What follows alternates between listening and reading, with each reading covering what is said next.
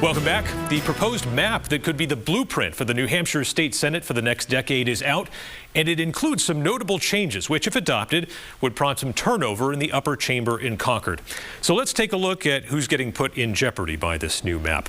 The Republican majority has targeted Senator Kevin Cavanaugh, a Democrat who currently represents District 16, the northernmost 3 wards of Manchester, along with Bow, Hooksett, Dunbarton, and Candia. In this new map, that district is torn apart and becomes much more Republican, with Cavanaugh's home ward in Manchester being appended to Candia, Goffstown, Hooksett, and Raymond, very Republican areas.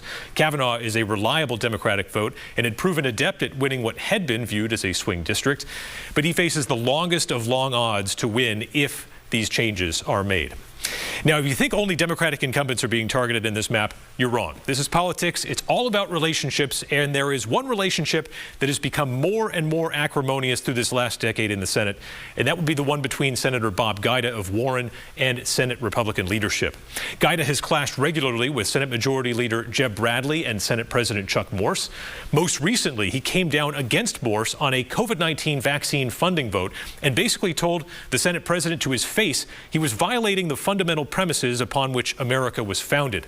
Guida also compared this instance to the Ruby Ridge FBI situation, and that earned a quietly enraged retort from Morse in the moment, and now we see the true rebuke in this new map. Senator Guida's District 2 has been chopped up, and his hometown of Warren is now tacked on to District 1, which is held by a fellow Republican, Senator Erin Hennessy.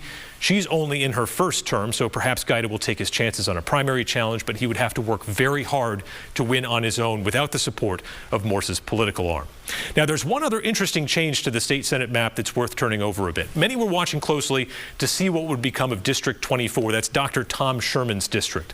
He and other Democrats were worried that his hometown of Rye would be tacked on to the district that is anchored by Portsmouth and Durham, currently held by Senator Rebecca Perkins Quokka, a young rising star within the Democratic Party.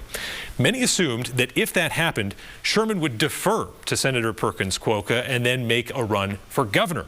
And he's been doing some of the things you might expect a potential gubernatorial candidate to do, including taking some shots at Governor Chris Sununu. But lo and behold, in this new Republican proposed map, Sherman's not being robbed, he's being rewarded. District 24, which was in Republican hands for most of the last decade, would lose Seabrook and southern tier towns along the Mass state line and gain the Democratic stronghold of Exeter, making re-election campaigns much more manageable and potentially enticing for Dr. Sherman.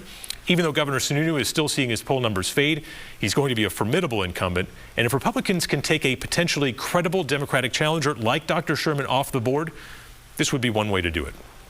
Now, there's still the possibility for some changes, but these maps do tend to come out fully formed and then get a vote. The big picture here is that if this map is adopted, it will be very difficult for Democrats to claim a majority in the state Senate for the next decade.